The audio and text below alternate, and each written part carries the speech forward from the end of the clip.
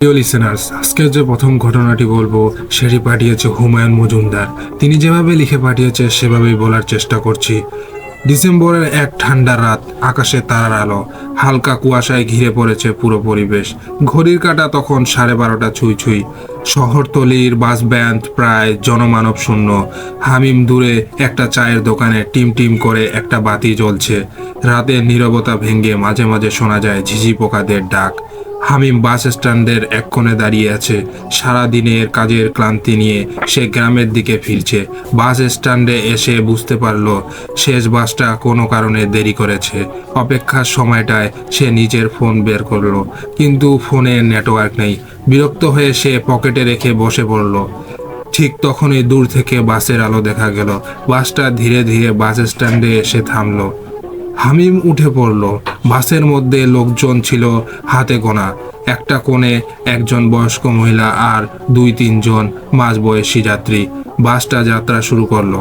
হামিম জানালার পাশে বসে বাইরের অন্ধকার আর দূরের আলো দেখতে দেখতে ভাবছিল কিভাবে গ্রামে পৌঁছে মায়ের সঙ্গে সময় কাটাবে। কিন্তু কিছুক্ষণ পর সে বুঝতে পারলো বাসটা বেশ নির্জন।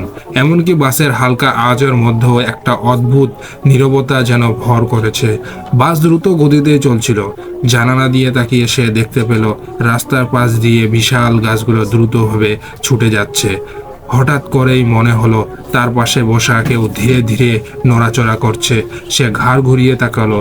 তার পাশে বসা এক বৃদ্ধা, সাদা শাড়ি পরা, মাথায় ঘোমটা। প্রথমে তিনি তাকে অস্বাভাবিক মনে হলেও কিন্তু একটু পর খেয়াল করলো বৃদ্ধার মুখে যেন কোনো অনুভূতি নেই। বৃদ্ধা আস্তে করে বলল, তোমার নাম কি? হামিম। একটু থমকে গিয়ে বলল, হামিম।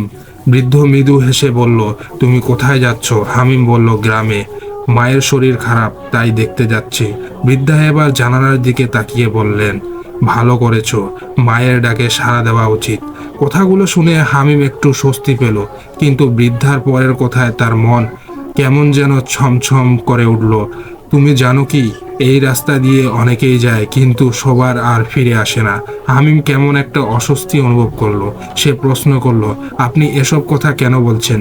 বৃদ্ধা কিছু বললেন না, জানালার দিকে তাকিয়ে রইলেন। বাস তখন একটা পুরনো সেতুর ওপর দিয়ে যাচ্ছিল। সেতুর কাঠের কাঁপুনির শব্দে বাসের পরিবেশটা যেন আরো গা ছমছম হয়ে উঠল। হঠাৎ বাসটা একটা ধাক্কা দিয়ে থেমে গেল। চারদিকে ঘন অন্ধকার, কোনো আলো নেই। বাসের চালক পেছন ফিরে যাত্রীদের দিকে তাকিয়ে বললেন, বাসের ইঞ্জিনটা হঠাৎ বন্ধ হয়ে গেছে, একটু অপেক্ষা করতে হবে। হামিম জানালার বাইরে তাকালো। কেবল অন্ধকার, দূরে কোথাও আলো নেই। হঠাৎ সে বুঝতে পারল বাসের অন্য যাত্রীরা কেউ কোনো কথা বলছে না। বৃদ্ধা তো তার দিকে এক দৃষ্টিতে তাকিয়ে আছে। তিনি হঠাৎই বললেন, তুমি জানো কি, আমিও এক সময় আমার মায়ের জন্য বাড়ি ফিরছিলাম, কিন্তু আর পৌঁছাতে পারিনি। হামিমের পুরো শরীর শীতল হয়ে গেল। সে উঠে দাঁড়াতে চাইল, কিন্তু পায়ের নিচে যেন শক্তি নেই। ঠিক তখনই বাসের জানালায় একটা ছায়া ভেসে উঠল। সেই ছায়া ধীরে ধীরে স্পষ্ট হতে লাগলো। হামিমের মনে হলো সেটা কোনো মানুষের মতো, কিন্তু তার মুখ স্পষ্ট দেখা যাচ্ছিল না। বৃদ্ধা এবার ফিসফিস করে বললেন, তোমার যাত্রা এখানেই শেষ। বাসের আলোয় হঠাৎ আবার জ্বলে উঠল। চালক বাস চালু করে দিলেন। হামিম আশ্চর্য হয়ে গেল।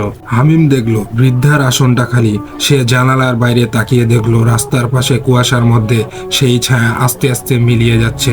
বাস গন্তব্য পৌঁছানোর আগ পর্যন্ত হামিম আর কোনো শব্দ করেনি। গ্রামে পৌঁছে বাস থেকে নামার পরও সে বুঝতে পারলো না আসলে যা ঘটেছে তা সত্যি ছিল নাকি শুধুই তার কল্পনা। কিন্তু তার মনে একটা প্রশ্ন চিরকাল গেঁথে রইল, বৃদ্ধা কি আসলেই যাত্রী ছিলেন নাকি অন্য কিছু? ভয়ের ঘটনা কখনো শেষ হয় না। বাস্তব আর অলৌকিকের মাঝে এক সীমারেখা আছে, সেটা অনেক সময় চোখে ধরা পড়ে না। প্রিয় লিসেনার্স, এবার আমরা পরের ঘটনায় চলে যাব। এবারের ঘটনাটি পাঠিয়েছেন সুজন। তিনি যেভাবে লিখে পাঠিয়েছেন সেভাবেই বলার চেষ্টা করছি। একবার এক চাষি তার বাড়ির উঠোনে বসে বিশ্রাম করছিলেন। এমন সময় তার একমাত্র ছেলে ছুটে আসে এবং বাবাকে খবর দেয়, যে রাস্তার ধারে পুকুরে একটি ছেলে ডুবে যাচ্ছে। শুনে চাষি তৎক্ষণাৎ পুকুরের কাছে পৌঁছায়। গিয়ে দেখে তার ছেলে বয়সী একটি ছেলে জালে হাবুডুবু খাচ্ছে। পোশাক পরিচ্ছদ দেখে কোনো শহরের ধনীর দুলাল বলে মনে হচ্ছে। সাথে বেশ কিছু বন্ধু বান্ধব থাকলেও তারা সাঁতার না জানায় পাড়ে দাঁড়িয়ে বন্ধুর সাহায্যের জন্য চিৎকার করছে। চাষি আর এক মুহূর্ত সময় নষ্ট না করে জলে ঝাঁপিয়ে পড়ে এবং ছেলেটিকে উদ্ধার করেন। এই ঘটনার দুয়েক দিন পর হঠাৎ একদিন গ্রামের পরে ধুলো উড়িয়ে এক ঘোড়ার টানা সুসজ্জিত গাড়ি আগে পিছু অস্ত্রধারী এবং অশ্বারোহী নিয়ে চাষির বাড়ির সামনে এসে থামালো। চাষি কিছুটা ভয় পেয়েছিল বইকি। এরপর গাড়ি থেকে যে ব্যক্তি নেমে এলেন তার ব্যক্তিত্ব তার ঐশ্বর্যের পরিচয় বহন করে, কিন্তু তার মুখে স্মিত হাসি চাষিকে কিছুটা আশ্বস্ত করেন। তিনি স্মিত হেসে বলেন, আপনি যে মহানুভব যিনি আমার একমাত্র ছেলের জীবন বাঁচিয়েছেন। কৃষক মৃদু হেসে বললেন, আজ্ঞে হ্যাঁ। সেই ব্যক্তি এরপর চাষির হাত ধরে অশ্রু সজল চোখে বললেন, আপনার ঋণ আমি শোধ করতে পারবো না। তবুও বলুন আমি আপনার জন্য কি করতে পারি। চাষি প্রথমে কিছু নিতে রাজি হয় না। শেষমেশ অনেক অনুরোধের পর, দেখুন আমার সেই ক্ষমতা নেই যে আমার ছেলেকে ভালো স্কুলে পড়াই, তাই যদি আপনি ওর একটা ভালো স্কুলে পড়ার ব্যবস্থা করেন তাহলে আমি চিরকৃতজ্ঞ থাকবো আপনার কাছে। এই শুনে সেই ভদ্রলোক হেসে বললেন, ঠিক আছে, এই যদি আপনার ইচ্ছা হয় তবে আজ থেকে আপনার ছেলে আমার ছেলের সাথেই একসাথে পড়াশোনা করবে এবং ওকে আমি আমার বাড়িতেই রেখে পড়াবো।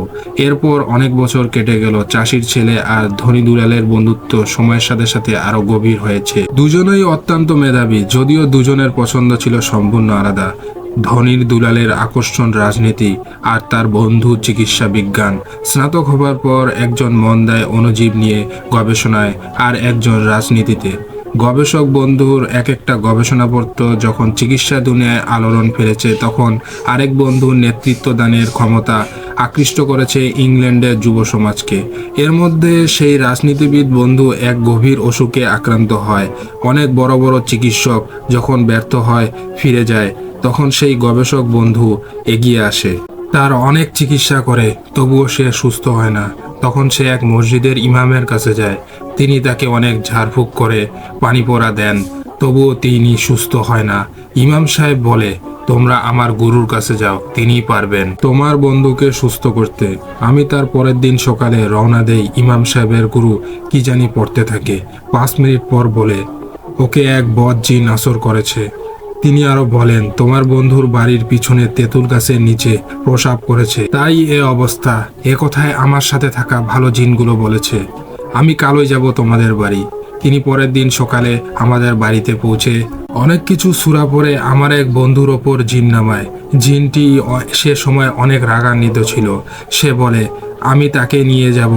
বড় হুজুর অনেক অনুরোধের পর জিনটি শান্ত হয়, তবে শর্ত দেয়, 1 হাঁড়ি মিষ্টি ও একটা ছাগল তেঁতুল গাছে রেখে দিতে হবে।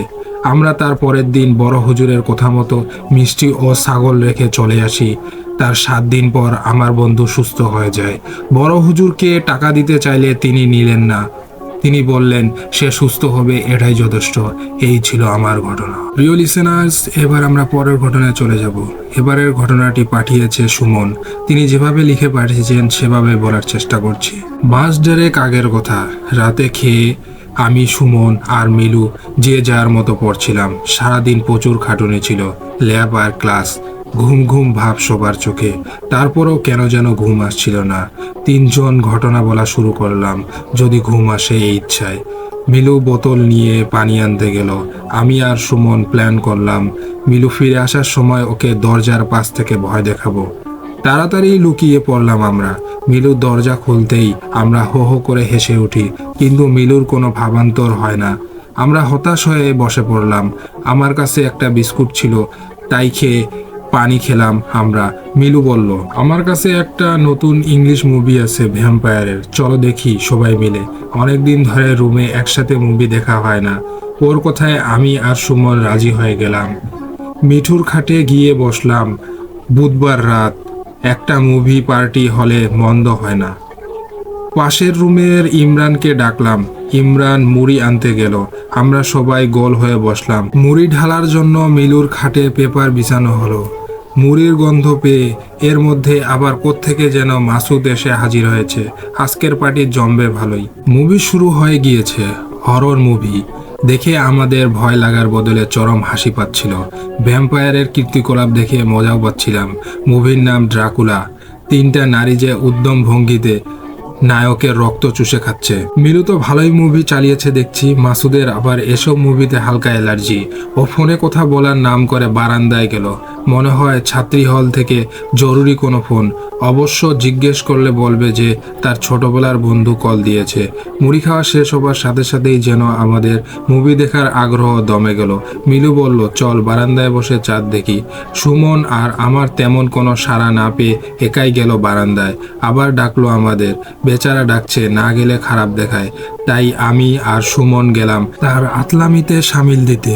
না, আসলেই বেশ ভালো চাঁদ উঠেছে। পুরো পরিষ্কার আলো, বই পড়া যাবে মনে হয়। প্রাচীন মনীষীদের কথা মনে পড়ে গেল। তারা তো আলোর অভাবে রাতের বেলায় চাঁদের আলোয় পড়তেন।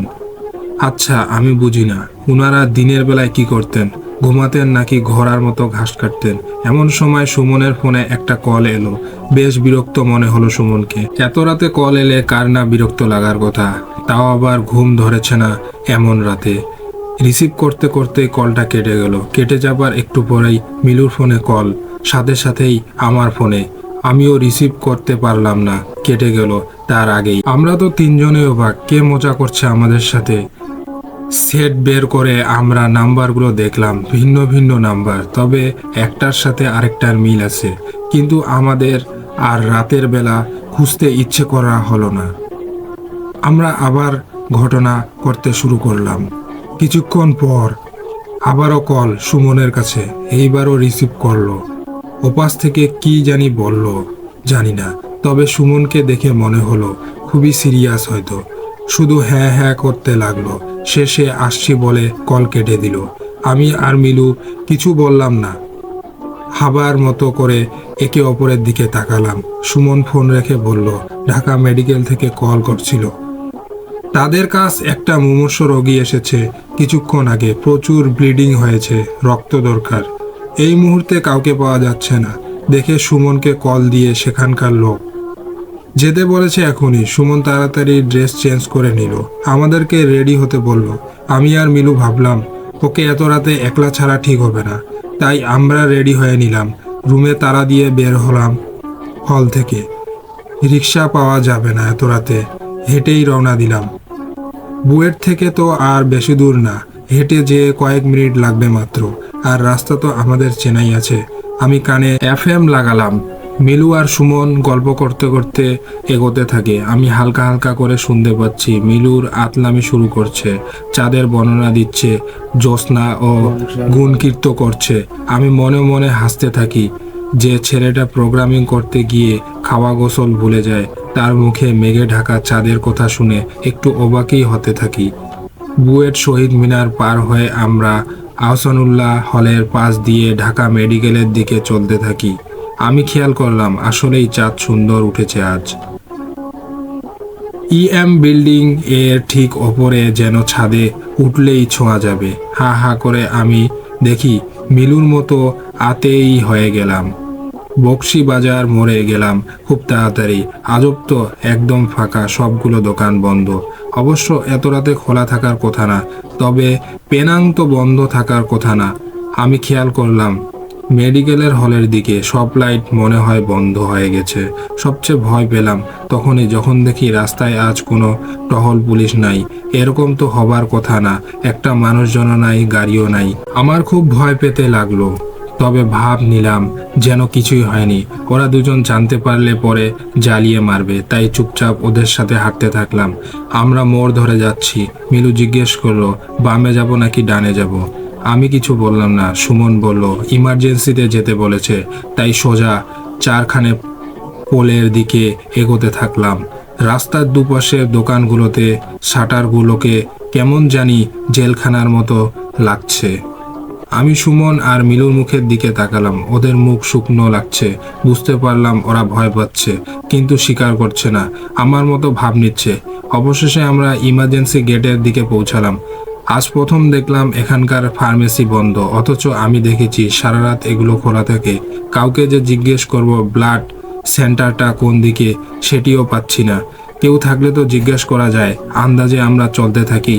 দেখি কে জানি ঘুপটি মেরে কোলাপসিবল গেটের পাশে বসে আছে, সারা গায়ে চাদর জড়ানো, মাথায় মাফলার পেঁচানো। আমার তো হাসি পেয়ে যাচ্ছিল। এই গরমের সময়ে এমন পোশাক দেখলে কার না হাসি পাবে। তবে আমার হেসে ফেলার আগেই মিলু ফিসফিস করে ওঠে, এই যে শুনতে পাচ্ছেন। একবার ডাক দিতেই লোকটার মাথা তুলে তাকালো, মনে হয় জেগেই ছিল। আমি অন্ধকারও খেয়াল করলাম তার চোখ দুটো জল করছে, কেন জানি মনে হচ্ছে লাল লাল একটা আভা। সুমন বলল, ব্লাড নেয় কোথায় বলতে পারেন? লোকটা এমনভাবে তাকালো যেন আমরা তাকে প্রশ্ন করে মহা অপরাধ করে ফেলেছি। এক্ষুনি আমাদের গর্দান নেওয়া হবে। এত দেরি হলো কেন? কর্কশ কণ্ঠে কে যেন কথা বলে ওঠে। খেয়াল করে দেখলাম লোকটি বলছে, মানুষের স্বর যে এমন বাজে আর বিশ্রী হতে পারে আমার জানা ছিল না। আমি কি সারা রাত জেগে থাকবো নাকি? আমি খুবই অবাক হলাম। ব্যাপারে মনে হয় আমরা আমাদের নিজের প্রয়োজনে এসেছি, তাদের সময় দিয়ে আমরা দেরি করে ফেলেছি। আসেন আমার সাথে বলেই গেট খুলে ভেতরে যেতে বলে আমাদের। আমরা বুঝতে পারলাম আমাদের জন্যই বসেছিল লোকটা। আমরা তাকে ফলো করলাম, ভেতরে ঢুকলাম। আমাদেরকে একটা ওয়ার্ডের দিকে নিয়ে গেল, আমাদেরকে ভেতরে দিয়েছে বাইরে চলে গেল। যাবার সময় বলে গেল আমরা যেন কথা না বলি আর বাইরে না যাই। সুমন কিছু বলতে যাচ্ছিল, মিলু ওকে আটকালো। লোকটা বাইরে থেকে দরজা বন্ধ করে দিল। বুঝলাম না দরজা বন্ধ করার কি আছে। আমি কান থেকে হেডফোন খুলে ফেলি, কেন যেন ভয়টা বেশি লাগছে। এবার বলেই ফেললাম ওদের ভয়ের কথাটা। ওরাও স্বীকার করলো। আধা ঘন্টা ধরে বসে আছি, কারো আসার নামগন্ধ নাই। আমরা জড়সড় হয়ে বসে আছি চুপচাপ, কার মুখে কোনো কথা নেই। হঠাৎ ভেতরের দরজা খুলে গেল, কিন্তু কাউকে দেখা গেল না। সুমন গিয়ে উকি দিল, কেউ নাই ভেতরে। ফিরে আসার সময় একটা কণ্ঠ ডেকে ওঠে, সুমন তুই প্রথমে আয়। তুই তোকারি করে ডাকছে কেন? আমি মিলুকে জিজ্ঞেস করলাম। আমার কথা শেষ না হতেই আবার ভেসে আসে সেই কণ্ঠ, কে কথা বলে রে? যে বলছিস সে আসবি সুমনের পর, তারপর অন্যজন। আমার রক্ত ঠান্ডা হয়ে যায়। আমি আর মিলুকে, আমাদের তো রক্ত দেবার কথা না, তাহলে আমার মাথা ঘুরে ওঠে। মিলুর দিকে কে তাকাবো সে সাহসটাও পাচ্ছি না। মনে হচ্ছে তাকিয়ে দেখব মিলু আমার দিকে লাল লাল চোখে তাকিয়ে আছে। আমি আমার পায়ের দিকে তাকাই, দেখি ফোঁটা ফোঁটা রক্ত। ভালো করে খেয়াল করে দেখি পুরো মেঝে জুড়ে রক্ত। কেন যেন কিছুক্ষণ আগে মুছে দিয়েছে। এরকম ভাবে তো রক্ত পড়ে থাকার কথা না। আমি মিলুকে দেখাইয়ে ভাবলাম দেখাবো। ওর দিকে তাকাতেই যে দরজা দিয়ে ঢুকেছিলাম তা খুলে গেল। দেখি পাহারাদার লোকটা, তবে চাদর আর মাফলার নাই, খালি গায়ে এসেছে। গায়ে এক ফোঁটা মাংস নাই, হাড় ঝিরঝিরে। দেখে আমার তো পরে যাবার মতো অবস্থা। কোনো মতে মিলুকে আঁকড়ে ধরি, তোদের মোবাইল ফোনগুলো দিয়ে দে তাড়াতাড়ি। আমি নিজে অজান্তেই আমার পকেট থেকে আমারটা বের করে মিলুর হাতে দেই। মিলু আমাদের দুইটা ফোন তার হাতে তুলে দেয়। লোকটা হাসতে থাকে। আমি তাকিয়ে দেখি লোকটার ওপরের পাটির দুইটা দাঁত বড় বড়। আমার রক্ত হিম হয়ে আসে। আমার ধারণা মিলুও দেখেছে। শিওর হলাম যখন দেখলাম মিলু আমার হাত শক্ত করে আঁকড়ে ধরেছে। আমার মনে হয় আজ বোধ হয় আমি শেষ। আজ মনে হয় আমাদের জীবনের শেষ রাত। আমি আল্লাহ আল্লাহ করতে লাগলাম, চোখ বন্ধ করে ফেললাম। বারবার মনে হচ্ছিল ওই বুঝি কেউ আমার গলায় কামড় বসালো। চোখ বন্ধ করে স্পষ্ট দেখতে পাচ্ছিলাম আমাদের দুজনে কিছু অশরীরী প্রাণী কামড়ে কামড়ে খাচ্ছে। আমি চোখ খুলতে পারছি না। হঠাৎ সুমনের কথা মনে হলো। বেচারা মনে হয় এতক্ষণে শেষ। আমার কান্না আসে, ভাবলাম চিৎকার করি, দিতে গেলাম, দেখি গলায় জোর নাই। কেউ যেন আমার গলা চেপে ধরে রেখেছে। আমি চোখ খুললাম, দেখি সত্যি সত্যি আমার গলা চেপে ধরে আছে কিম্ভূত কিমাকার একটা প্রাণী। জিহ্বাটা ইয়া বড় হয়ে আছে। এক হাতে আমার গলা আর অন্য হাতে মিলুর গলা চেপে ধরে আছে। আমাদের টেনে নিয়ে এগোতে থাকে ভেতরের ঘরের দিকে, যেখানে সুমনকে নিয়ে গেছে। আমি বাধা দিতে থাকি, মিলুও পিছু টান দেয়। লোকটার গায়ে প্রচণ্ড শক্তি। আমাদের দুজনকে টেনে হিঁচড়ে নিয়ে যেতে থাকে। চামড়া ঢিলে মানুষের গায়ে এত শক্তি হতে পারে আমার জানা ছিল না। অবশ্য এটা তো মানুষ না, রক্ত খেকো মানুষ। আমি আমার শেষ সময়টুকু ভাবতে থাকি। এমন সময় বিকট একটা চিৎকার, সুমনের কণ্ঠ মনে হলো। তার মানে ও এখনো বেঁচে আছে। চিৎকারটা আরো কাছে আসতে থাকে। মনে হচ্ছে সুমন দৌড়াচ্ছে আর চিৎকার করছে খুব কাছের দরজার ওপাশ থেকে হয়ে গেছে মনে হচ্ছে। হঠাৎ দরজা খুলে গেল, সুমন দৌড়াচ্ছে। আমাদের যে লোকটা ধরেছিল পড়ে যায়, আমি আর মিলুও পড়ে যাই। আমিন পালা দৌড়। সুমন ডেকে ওঠে। আমি আর মিলু কি বুঝলাম জানি না, মনে নাই। শুধু মনে আছে প্রচন্ড একটা দৌড় দিয়েছিলাম সেই রাতে। পিছনে ফিরে তাকায়নি। খোলা ছিল গেটটাও। তারা ভাবতে পারেনি যে এমন হতে পারে, তাই আর গেট লাগায়নি। এখনো ভাবি যদি গেটটা বন্ধ থাকতো তবে কি হতো। না, আর ভাবতে চাই না সেই রাতের কথা, যেটা মনে হলে এখনো গায়ের লোম খাড়া হয়ে ওঠে। ইমার্জেন্সি থেকে বের হয়ে দেখি আকাশে চাঁদ নাই, সব দিক অন্ধকার। দৌড়ানোর সময় মিলু পড়ে গিয়েছিল হোঁচট খেয়ে, আর আমার পায়ের যে আঙ্গুলটা উঠে গেছে, ডাক্তার বলেছে আর ভালো হবে না। তাতে কি, বেঁচে যে আছি সেটাই বা কম কি। বাস্তবে যে এমন হবে কল্পনাও করিনি কখনো। সুমনের গলায় দাঁত বসিয়েছিল। রুমে ফিরে দেখি সারা শরীর রক্তে মাখামাখি, এখনো সারেনি পুরোপুরি। আর কিছুদিন লাগবে মনে হয়, তবে দাগটা থেকে যাবে মনে হয় সারা জীবন। প্রিয় লিসেনার্স, এবার আমরা পরের ঘটনায় চলে যাব। এবারের ঘটনাটি পাঠিয়েছেন শ্রাবণ। তিনি যেভাবে লিখে পাঠিয়েছেন সেভাবেই বলার চেষ্টা করছি। শ্রাবণ মাস, সন্ধ্যাবেলা ঝিরঝির করে একটানা বৃষ্টি পড়ে চলেছে। সেই কখন নেমেছে, দুপুর গড়িয়ে বিকেল কেটে গিয়ে এখন সন্ধ্যা হয়, তবুও বৃষ্টি থামার নাম নেই। চারদিক জল থই করছে। রাস্তাঘাটে বাসটাও নেই তেমন, লোকজনও তেমন চোখে পড়ছে না। যারা বেরিয়েছিল দুর্যোগ দেখে তাদের অনেকেই ফিরে গেছে ইতোমধ্যে। তবু তারই ভেতর শহরতলির এদিকে যে এক আধজন বাস থেকে নামছে তা নয়। নেহাতি প্রয়োজনে যাদের দেরি করে ফিরতে হচ্ছে, সেটাই তারা এখন বাস থেকে নেমে ছাতা মাথায় ছপছপ করে এদিক ওদিক দৌড়াচ্ছে। অমাত্যবাবুও দৌড়ালেন। না দৌড়ে উপায় কি, সঙ্গে ছাতা নেই। সকালের দিকে আকাশটা ভালো থাকার ছাতা নেবার দরকার মনে করেননি, কিন্তু দুপুরের দিকেই আকাশ কালো করে বৃষ্টি নামলো। সে কি বৃষ্টি! প্রথমে ভেবেছিল কমে যাবে, আর কমলে বেলা থাকতে থাকতে আজ একটু আগেই বেরিয়ে পড়বেন অফিস থেকে। অথচ তা আর হলো কই। বৃষ্টি কমে আস্তে আস্তে সেই বেলা গড়িয়ে গেল, তাও কি পুরোপুরি কমলো। ঝিরঝির করে একটানা পড়ে চলেছে। হাতের ফাটলটা মাথার ওপর আড়াল করে প্যান্ট গুছিয়ে গলির ভেতর ঢুকলেন অমাত্যবাবু। গলিতে বেশ খানিকটা জল জমেছে। এই জলে নামতে হতো না যদি গাড়িটা তার ঘরের দরজায় এসে দাঁড়াতো, কিন্তু উপায় নেই। বাড়িতে ঢোকার মুখেই মস্ত একটা গলি, এ গলিতে গাড়ি ঢোকে না। অফিসের গাড়িটা তাই রোজ তাকে গলির মুখে ছেড়ে দিয়ে যায়, ওখান থেকেই তাকে গাড়িতে তোলে। জল পার হয়ে অমাত্যবাবু বাড়ির দরজায় এসে কলিং বেল বাজালেন। প্রায় সঙ্গে সঙ্গেই দরজাটা খুলে গেল, খুলল এবং তার মেয়ে মিতুল। অমাত্যবাবু জিজ্ঞেস করলেন, কিরে, কেউ আসেনি? মিতুল ঘাড় নাড়ালো, মুখটা থমথমে, চোখ দুটো ছলছল করছে। অমাত্যবাবু বুঝলেন, অনেককে বলে কেউ না আসায় মেয়েটার মন খারাপ হয়ে গেছে। তা হওয়ারই কথা। অত্যন্ত এই দিনটিতে আজ মেয়ের জন্মদিন উপলক্ষে আত্মীয় স্বজনদের অনেককেই নেমন্তন্ন করেছিলেন অমাত্যবাবু। এটা তার মেয়ের ক্ষেত্রে যেমন ছেলের ক্ষেত্রেও তেমনই। এই চলে আসছে আজ কয়েক বছর ধরে। আসলে জন্মদিনটা উপলক্ষ মাত্র। এই সুযোগের সবার সঙ্গে দেখা হবে অমাত্যবাবুর, তাই অনেককেই আসতে বললেন। তবে এবারে আয়োজনটা একটু বেশিই ছিল। দিন 15 হলো এই বাড়িটা কিনে এসে উঠেছেন তিনি। পুরনো বাড়ি, জলের দরে বিক্রি হচ্ছিল। সুযোগ বুঝে বাড়িটা কিনে ফেললেন অমাত্যবাবু। তবে রং ঢং করে গৃহপ্রবেশের সময় আর কাউকে বলতে পারেননি সামনে মেয়ের জন্মদিন, তখন সবাইকে বলবেন বলেও ছিলেন। কিন্তু দুপুর থেকে যা দুর্যোগ শুরু হয়েছে, এই ঝড় বৃষ্টির মাথায় কে কে কার এখানে আসবে? অমাত্যবাবু বললেন, তা আর মন খারাপ করে কি করবি বল? দুপুর থেকে যা শুরু হয়েছে, রাস্তাঘাট ভেসে গেছে। আমি তো এলাম আর কত কষ্ট করে।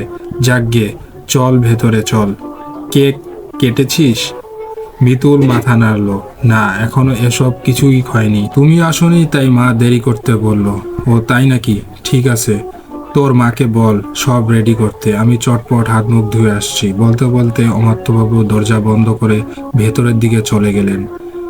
তার নিজের ঘরে প্রায় মিনিট 20 পর যখন নিজের ঘর থেকে বেরোলেন, তখন তার পরনে দুধ সাদা পায়জামা পাঞ্জাবি, হাতের আঙ্গুলের ফাঁকে জ্বলন্ত সিগারেট। মিতুল ডেকে বললেন, কই রে মিতুল, সব রেডি? মিতুল নয়, এবার জবাব দিল মিতুলের মা, অমাত্যবাবুর স্ত্রী বিজয়া দেবী। তিনি বললেন, হ্যাঁ সব রেডি, এখন তুমি এলেই হলো। পর্দা সরিয়ে অমাত্যবাবু পাশের ঘরে পা বাড়ালেন। এর ঘরটা বেশ বড়, 20-25 জন লোক অনায়াসে বসতে পারে। এখানে ডাইনিং টেবিলের ওপর একটা সুন্দর ট্রে, একটা কেক সাজানো আছে। কেকটার চারপাশে কতগুলো মম জ্বলছে। অমাত্যবাবু গুনে গুনে দেখলেন, ঠিক 13টা মম সাজানো হয়েছে। তার মেয়ে মিতুল এবারে 13 বছরে পা দিল। এবার মিতুলকে একটা ফু দেওয়ার কথা বলল এবং মোমবাতিগুলো নিভানোর কথা বলা হলো। ছেলেটা কাছেই ঘুরঘুর করছিল, সুযোগ পেয়ে বলল, কিরে দিদি, পারবি তো নেভাতে? না পারলে আমায় বলিস। কেন তোকে বলবে? বিজয়া দেবী ছেলের দিকে তাকিয়ে হাসলেন, দিদি নিজেই সবগুলো নেভাতে পারবেন। কই মিতুল, আয় এদিকে আয়। মিতুল এগিয়ে এলো, মাথা নিচু করে খুব জোরে একটা ফু দিল। সঙ্গে সঙ্গে মোমগুলো নিভে গেল। অমাত্যবাবু আর বিজয়া দেবী দুজনে হাততালি দিয়ে উঠলেন। ছেলেটাও আনন্দে চেঁচিয়ে উঠল। কিন্তু 1 মিনিটও হয়ে গেল না, ছেলের উচ্ছ্বাসটা শেষ হতে না হতেই মমগুলো আবার দপ করে জ্বলে উঠল। অমাত্যবাবু বললেন, দাঁড়া, ঠিক মতো নেভেনি বোধ হয়, নে আর একবার ফু দে তো। মিতুল আবার ফু দিল। সঙ্গে সঙ্গে সবকটা মম এক ইয়াতে ফুয়ে নিভে গেল। কিন্তু একটু পরেই আবার একই দৃশ্য, দপ করে সেগুলো জ্বলে উঠল। দাঁড়াতো, অমাত্যবাবু এবার নিজেই এগিয়ে এলেন। খানিকক্ষণ মমগুলোর দিকে তাকিয়ে রইলেন। নিজে পেশায় ইঞ্জিনিয়ার, কর্মক্ষেত্রে কত বড় বড় মেশিনের কলকবজা নাড়াচড়া করতে হয়, অথচ সামান্য কটা মম কেন এমন করছে ঠিক বুঝতে পারলাম না। তাই বললেন, দাঁড়া, এইবার আমি নিজেই দেখছি। বলে খুব জোরে একটা ফু দিলেন তিনি। মমগুলো নিভে গেল, কিন্তু প্রায় সঙ্গে সঙ্গেই ফের জ্বলে উঠল। মাথাটা তুলে অমাত্যবাবুর স্ত্রীর দিকে তাকালেন। কি ব্যাপার তো? কি জানি, ঠিক বুঝতে পারছি না। বিজয়া দেবী কেমন এরকম ভাবে বললেন। অমাত্যবাবু বললেন, তুমি একবার চেষ্টা করে দেখো তো। কিন্তু বিজয়া দেবী ততক্ষণে পিছিয়ে গেছেন। কেমন একটা ভয় ঢুকে গেছে তার মধ্যে। ছেলে মেয়েদের কাছে টেনে এনে বললেন, না বাবা, আমার কেমন খারাপ লাগছে, তার চেয়ে তুমি জল ছিটিয়ে এগুলো নিভিয়ে দাও। অমাত্যবাবু বললেন, জল ছেটালে কেকটা নষ্ট হয়ে যাবে তো। আচ্ছা, আর একবার চেষ্টা করে দেখি। অমাত্যবাবু আবার ফু দিলেন, পরপর কয়েকবার, কিন্তু আশ্চর্য, যতবারে ফু দেন মমগুলো নিভে যায় ও সঙ্গে সঙ্গেই আবারও জ্বলে ওঠে। এরকম চলল কয়েকবার। শেষে বিরক্ত হয়ে একটা জল ভর্তি স্পাম নিয়ে এনে চাপা দিয়ে সব কটা মম পুরোপুরি নিভে গেল। সে রাতে আর কিছু হলো না। কিন্তু ঘটনাটা ঘটলো পরের দিন রাত্রে। রাত তখন কটা হবে, বোধ হয় 2-2:30। নিজের ঘরে বই পড়তে পড়তে ঘুমিয়ে পড়লেন অমাত্যবাবু। হঠাৎ একটা ভয়ার্ত চিৎকারে চমকে উঠলেন।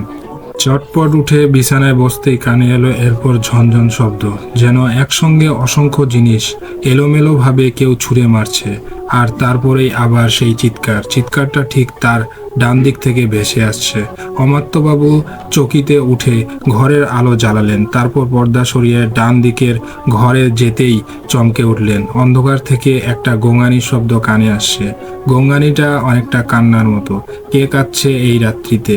অমাত্যবাবুর স্ত্রীর নাম ধরে ডেকে উঠলেন, বিজয়া, বিজয়া, কি হয়েছে? তারপরে সুইচ টিপে এ ঘরের আলোটা জ্বালিয়ে দিলেন। আলো জ্বালাতেই চোখে পড়ল ঘরের সমস্ত জিনিস লণ্ডভণ্ড, ভেঙ্গে চুরে চারদিকে ছড়িয়ে আছে। আর তারই একদিক শুয়ে আছে বিজয়া, অন্য পাশে কাত হয়ে পড়ে আছে মিতুল। ছেলেটা অবশ্যই অঘরে ঘুমাচ্ছে। অমাত্যবাবু এগিয়ে গেলেন স্ত্রীর দিকে।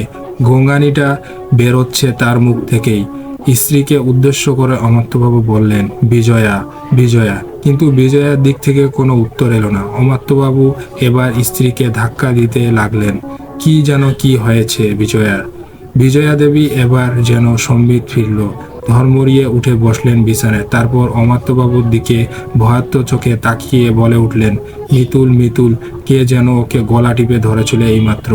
কে কে মারছিল? এসব জিনিসপত্র ভাঙলই বা কে? বলতে বলতে অমাত্যবাবু এবারে মিতুলের দিকে এগিয়ে গেলেন। মিতুলের দাঁত কোপারটি লেগে গেছে।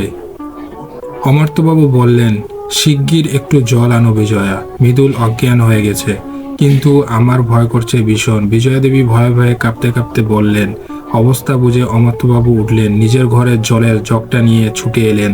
তারপর চোখে মুখে জলের ঝাপটা দিতেই দাঁতের ফাঁকে আঙ্গুল ঢুকিয়ে দাঁত কপাটটি খুলে দিতেই জ্ঞান ফিরল মিতুলের। সঙ্গে সঙ্গে সে জড়িয়ে ধরল বাবাকে, ভয়ে কাঁপতে কাঁপতে বলল, আমি আর এখানে থাকবো না বাবা, আমার ভীষণ ভয় করছে। অমাত্যবাবু মেয়েকে নিয়ে স্ত্রীর দিকে তাকালেন। চটপট, টুটুলকে নিয়ে আমার সঙ্গে এসো। বিজয়া দেবী টুটুলকে কোলে নিতে অমাত্যবাবু ওদের নিয়ে নিজের ঘরে এলেন।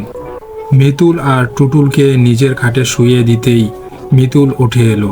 না, আমি একা শোবো না। একা কোথায়, ভাই তো আছে।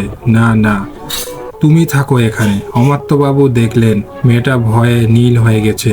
স্ত্রীর দিকে তাকিয়ে জিজ্ঞেস করলেন, কি হয়েছিল বলো তো? বিজয়া দেবী কাঁপতে কাঁপতে বললেন, প্রথমে তো বুঝতে পারিনি, মাঝরাতে হঠাৎ ঘুমটা ভেঙে যেতেই মনে হলো আশপাশে কেউ যেন ঘুরছে। ভাবলাম তুমি বোধ হয়, তাই তোমায় ডাকতে যাচ্ছিলাম, কিন্তু তার আগেই ঝনঝন শব্দ কানে এলো। বুঝতে পারলাম কেউ জিনিসপত্র ভেঙে চুরমার করছে। বেড সুইচটা জ্বালিয়ে চিৎকার করতে গিয়েই যা দেখলাম তাতে আমার বুকের রক্ত এখনো হিম হয়ে আসছে। একটা 13-14 বছরের মেয়ে, কিন্তু তার দু চোখ দিয়ে যেন আগুনের হলকা বেরোচ্ছে। আর হাতগুলো কি লম্বা লম্বা, দাঁতগুলো বিকট। দাঁত মুখ খিচিয়ে সে মিতুলের দিকে এগিয়ে যাচ্ছিল, কিন্তু তৎক্ষণে ঘুম ভেঙে গেছে মিতুলের। মিতুল একটা চিৎকার দিয়ে উঠেছে। ওর চিৎকারে আমিও চেঁচালাম, কিন্তু মেয়েটা তখন আমায় হাত তুলে একটা চর মারলো। ঠিক চর নয়, মনে হলো যেন একটা দমকা হাওয়া আমার গাল ছুঁয়ে গেল। বাস, তারপর আর কিছু মনে নেই। অমাত্যবাবু বললেন, কিন্তু তোমার ঠিক দেখেছো নাকি চোখে ভুল দেখেছো? বিজয়া দেবী, কিন্তু চোর এলে যে জিনিসপত্র ভেঙে বাড়ির মালিকের ঘুম ভাঙাবে কেন? অমাত্যবাবু, তা অবশ্য ঠিক, কিন্তু কি ব্যাপার বলো তো? বিজয়া দেবী, ব্যাপার খুব খারাপ। আমার গতকালই সন্দেহ হয়েছিল, না হইলে ফু দিয়েও মোমগুলো নেভানোর পরেও কেন আবার জ্বলে উঠবে। তুমি কালই অন্য বাড়ি দেখো। ভাড়া বাড়ি হলেও থাকবো, কিন্তু এ বাড়িতে থাকা অসম্ভব। মার কথায় মিতুল এবার বলল, হ্যাঁ বাবা, তুমি অন্য কোথাও চলো, এখানে আর থাকবো না আমি। আর একটু হলেই আমার গলা টিপে ধরতো। বলতে বলতে কেঁদে ফেলল মিতুল। অমর্ত্যবাবু মিতুলকে কাছে টেনে নিলেন, কিন্তু তখন যেন কিছু বুঝে উঠতে পারলেন না। পারলেন সকালে উঠে। বাজার যাওয়ার সময় গলির মুখে যেতেই কে যেন ডাকলো। পেছন ফিরে তাকাইতেই অমাত্যবাবু দেখলেন তার পাশেই বাড়ি বিজনবাবু। কাছে এসে বললেন, কাল রাতে কি হয়েছিল আপনার বাড়িতে? চিৎকার আর শব্দ শোনা যাচ্ছিল। অমাত্যবাবু সব গুছিয়ে বললেন ব্যাপারটা। শুনে বিজনবাবু বললেন, আমি জানতাম এমন একটা কিছু ঘটবে। আপনি যখন বাড়িটা কেনেন আমরা তখন এখানেই ছিলাম না। মাস খানেকের জন্য বেনারস গিয়েছিলাম, থাকলে আপনাকে বারণ করতাম আর বাড়িটা কিনতে। বাড়িটা কি ব্যাপার বলুন তো? আসলে বাড়িটা যিনি তৈরি করেছিলেন বছর 25 আগে, তার একমাত্র মেয়ের জন্মদিনে দিন আগুনে পুড়ে মারা যায়। মেয়ে মারা যাবার পর মেয়ের শোকে ভদ্রলোকের স্ত্রীও একদিন আত্মহত্যা করে। এবছর 2-1 পর ভদ্রলোক বাড়িটা বেচে দেন, কিন্তু যে কেনে সেই আর থাকতে পারে না ভয়ে। শোনা যায় মা ও মেয়ে মৃত্যুর পর এখনো পালা করে বাড়িটাকে যক্ষের মতো পাহারা দিয়ে চলেছে। অমাত্যবাবু চমকে উঠলেন, বললেন, আমি তাহলে যার কাছ থেকে কিনেছি সেও একই সমস্যায় পড়েছিল? হ্যাঁ, বিজয়বাবু বললেন, তবে কেনার আগে আমি তাকে সাবধান করে দিয়েছিলাম, কিন্তু তিনি শোনেননি আমার কথা, পরে বিশ্বাস করেছিলেন। অমাত্যবাবু চুপ করে রইলেন। মনে মনে ঠিক করলেন আজ ছুটির দিন, আজই একবার ভাড়া বাড়ির খোঁজে বেরোবেন তিনি। তারপর সুযোগ বুঝে বাড়িটা তিনিও বেচে দিবেন কাউকে।